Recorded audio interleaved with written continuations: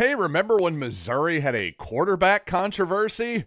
Well, if this offense keeps up, the only controversy is going to be who should Missouri push harder for the Heisman, Brady Cook or Luther Burden? So let's talk about another great win over Vanderbilt coming up right now on Locked On Mizzou.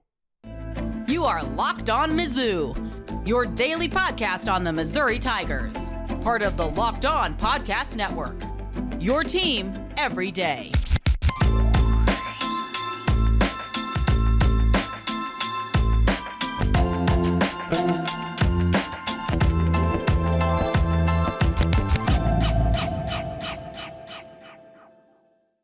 Hey, all you true sons and daughters, I'm John Miller, your Mizzou mafioso and the central scrutinizer of Missouri Tigers football and basketball. And thanks for making Locked On Mizzou your first listen every day. And thanks for telling a friend. We're free and available wherever you get podcasts, including YouTube, Spotify, Apple Podcasts, even the SiriusXM app, part of the Locked On Podcast Network.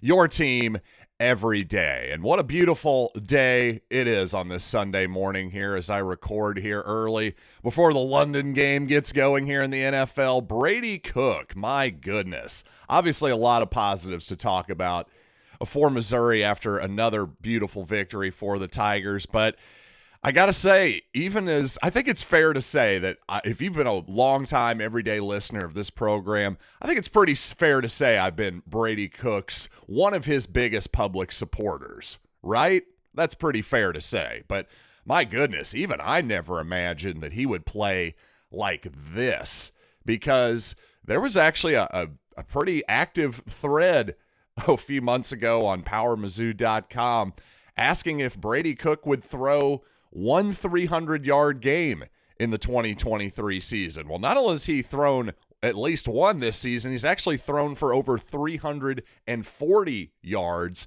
each of the last three games. So Brady Cook, once again, in Nashville yesterday, was just throwing absolute dimes all over the field. The two, corner routes, I guess you'd call them, maybe slot fades for touchdowns to Luther Burden were absolutely perfect throws. This throw to Speedy Johnson over the top once again for a touchdown that basically sealed the game for all intents and purposes, putting Missouri up by 17 at that point. Again, just a perfectly thrown ball by Brady Cook. I mean, I truly didn't know he had this in him. I always thought he had more than what he showed last season, especially obviously with his torn labrum and everything like that.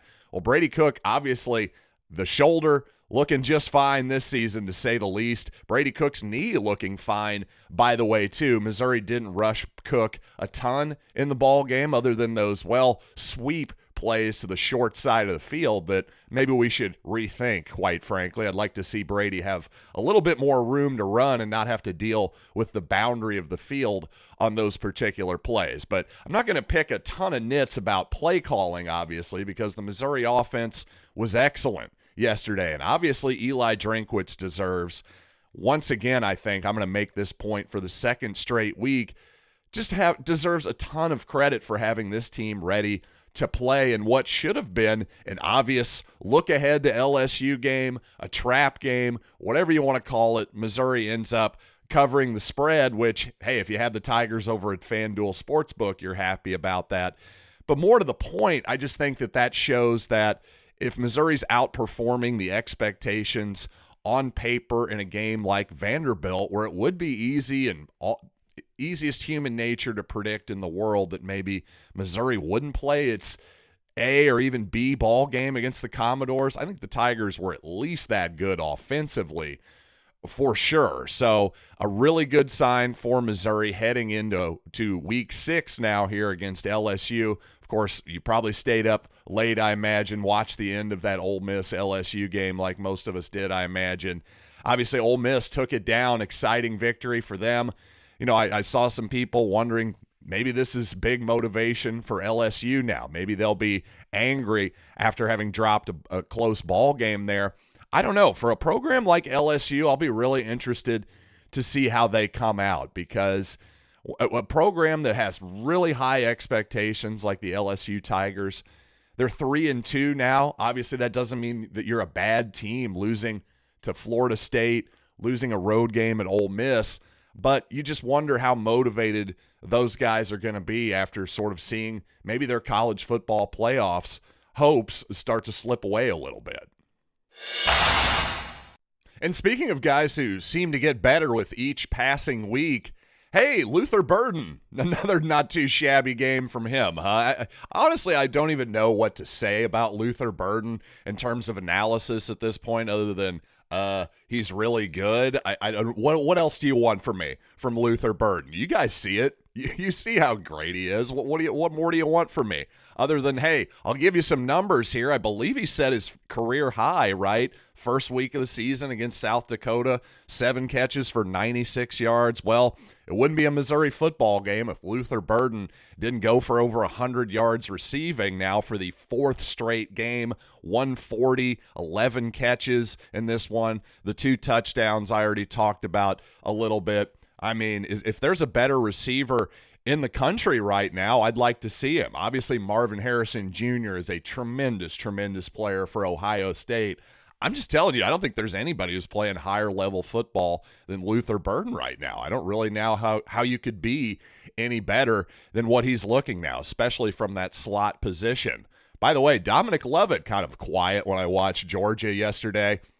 We're not really missing him, are we? And a lot of that is because not only has Luther Burden been a better version of Dominic Lovett in the slot so far this season, well, Theo Wease has been tremendous on the outside too. I've been going on and on about Theo Wease on this program, and I'm saying, guys, he's actually playing even better than his stats show up. He's getting open all the time, and guess what? He got open all the time yesterday, and finally he really had a breakout statistical game. I thought nearly had 100 yards receiving in the first half. He's obviously been an excellent red zone target for Brady Cook, but again, Burden, Wease, Speedy Johnson, a true deep threat as well, and now Mookie Cooper. If he's your 4th receiver, a former 5-star player, went to Ohio State, a real talent, obviously. Mookie Cooper really starting to emerge here as well. If he's your number 4 option in terms of receivers, essentially, my goodness, Missouri is sitting great at that position. And speaking of receivers, I have to say, in the build-up to the season, I remember Luther Burden was saying, hey, he was asked what his goals were for the season, and he said quite simply, Heisman. And you know what? I loved his attitude at the time, still love it to this day. However, I did tell my audience, you know what, guys?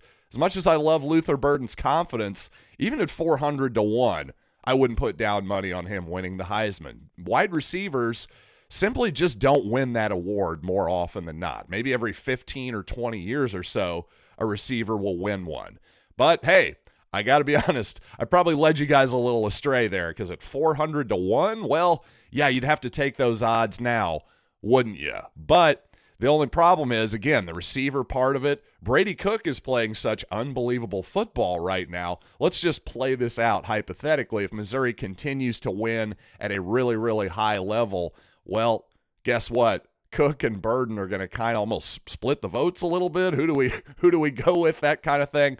A lot of times the quarterback is going to get a tremendous amount of credit. So, again, that's the only thing I'll say there with Luther Burden and Heisman. We're getting way ahead of ourselves there. I'm just saying in week 5, there is no doubt that both of those guys, Cook and Burden, are playing at that level. Long way to go. Whole chunk of the SEC, the majority of the SEC is still left. So not going crazy here. Just thought it was at least worth talking about, because those guys truly are playing at an elite level. And you know what? While there's still plenty of positives to get to from this Missouri win over Vanderbilt, do have to pick at least one nit, and I think the biggest one has got to be the ongoing issue of coverage by the Missouri safeties defensively. So let's talk about that, but first I want to tell you about Nutrafol, because you know what? You don't have to choose between better hair growth and your health. Nutrafol provides a whole body health approach for men that promotes healthier hair. No drugs, no compromises, just better hair. And a lot of men think that losing their hair is inevitable. Well, take control of your hair's future with Nutrafol's science-backed hair growth supplement for men. Nutrafol is the #1 dermatologist-recommended hair growth supplement, clinically shown to improve your hair growth, visible thickness, and visible scalp coverage. So take the step to visibly thicker, healthier hair. For a limited time, Nutrafol is offering our listeners $10 off your first month subscription and free shipping when you go to Nutrafol.com/men and enter the promo code LOCKEDONCollege. Find out why over 4,000 healthcare professionals recommend Nutrafol for healthier hair. Nutrafol.com/men, spelled Nutrafol.com/men, and enter promo code LOCKEDONCollege. That's Nutrafol.com/men, promo code LOCKEDONCollege. And be sure to check out Locked On College Football Kickoff Live this Friday and every Friday during the season, 10 a.m. Central Time, my YouTube channel, all the other Locked On College YouTube channels as well, going in depth on all the big matchups like Missouri and LSU, of course, conference rivalry games, all the playoff implications from our Locked On hosts covering their team every day. Again, that's Locked On College Football Kickoff Live every Friday from 10 a.m. to noon Central on any Locked On College YouTube channel. And Mizzou Mike 03 over on X.com asked me last night, should we be concerned about our safeties in coverage? And quite honestly, I don't know how you couldn't be at this point. This isn't something that I just have suddenly noticed in the past game or two. This is something I've been talking about all offseason, all the way back to at least the Missouri-Tennessee game last year, where the Tiger defense was basically shredded for over 700 yards down in Knoxville. Yeah, I think the safeties and coverage is absolutely a real concern. We saw Joseph Charleston beaten coverage several times in that ball game. I don't want to pick on Joseph because, well, he was far from the only one who had problems in coverage at safety for this game. You know, Will Shepherd got a matchup on Trevez Johnson at one point in the game, and Johnson was just really far off of him in coverage. Just too easy of an X's and O's play there by Missouri, in my opinion. Just letting the best receiver on the team run an easy post route, basically wide open 10 yards down the field. I just didn't like that. Whatever that call was, we got to think of something different there for sure. That looked like preseason NFL type defense to me. So I do think some of this is on Blake Baker for sure, because at this point, he should know who his personnel is. He knows who Joseph Charleston is and all the safeties, all their strengths, all their weaknesses. To me, I think almost Missouri needs to go dime a little bit earlier than maybe they're wanting to in terms of down and distance. Hey, if it's 2nd and 12, maybe we should put in our dime package, because for one thing, the Missouri run defense has been really, really good this year. Perhaps they can give up one guy in the box and still make it happen.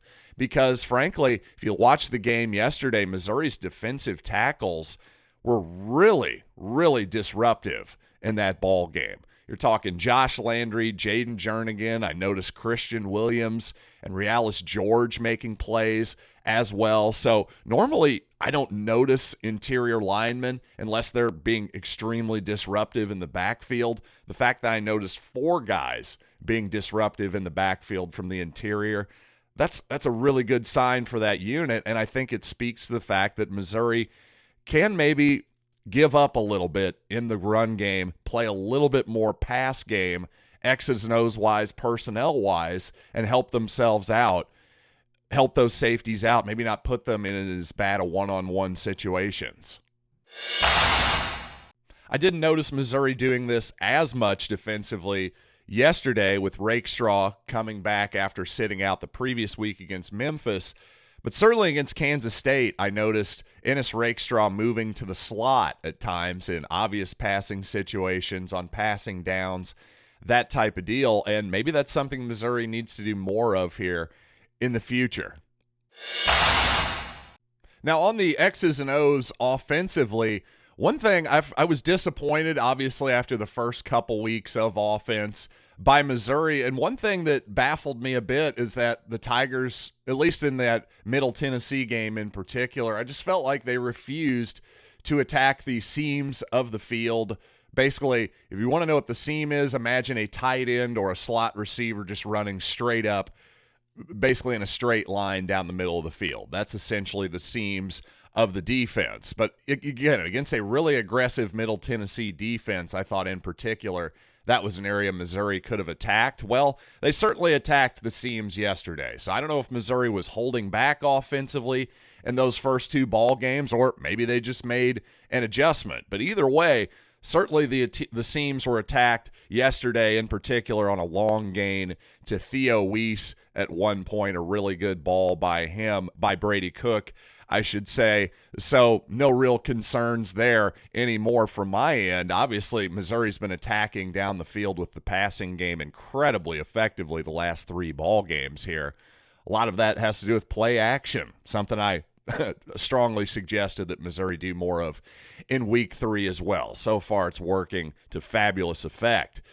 But you know what? One thing I kind of complained about after the Memphis game last week, I didn't totally understand why it seemed like time and time again Missouri was running outside plays in particular, whether it was an outside zone handoff or indeed a speed option by Brady Cook, notably at one point, to the short side of the field, the boundary side of the field, if you will. Well, one thing I've been noticing, actually, after I made that observation, the last couple ball games, well, once again, Missouri was kind of running a lot of outside zone stuff in the first half, much of it to the short side of the field once again.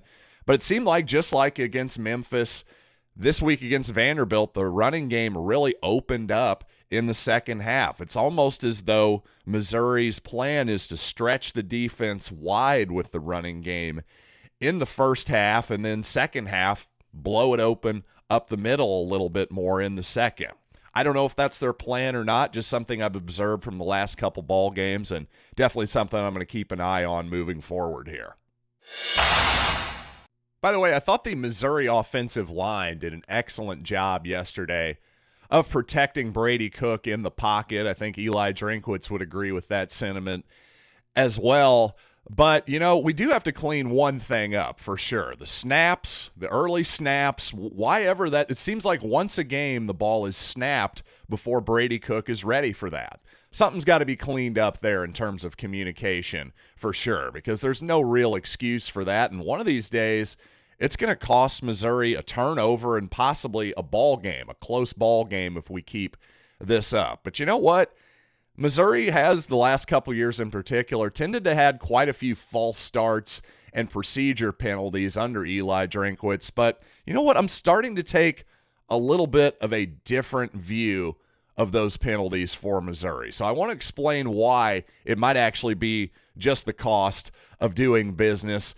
But first, I want to tell you about eBay Motors, because passion, drive, and patience, what brings home the winning trophy, is also what keeps your ride or die alive. eBay Motors has everything you need to maintain your vehicle and level it up to peak performance. From superchargers, roof racks, exhaust kits, LED headlights, and more, whether you're into speed, power, or style, eBay Motors has got you covered. And with over 122 million parts for your number one ride or die, you'll always find exactly what you're looking for. And with eBay Guaranteed Fit, your part is guaranteed to fit your ride every time or your money back. Because with eBay Motors, you're burning rubber, not cash. With all the parts you need at the prices you want, it's easy to turn your car into the MVP and bring home that win. Keep your ride or die alive at ebay.com/motors. eBay Guaranteed Fit, only available to U.S. customers.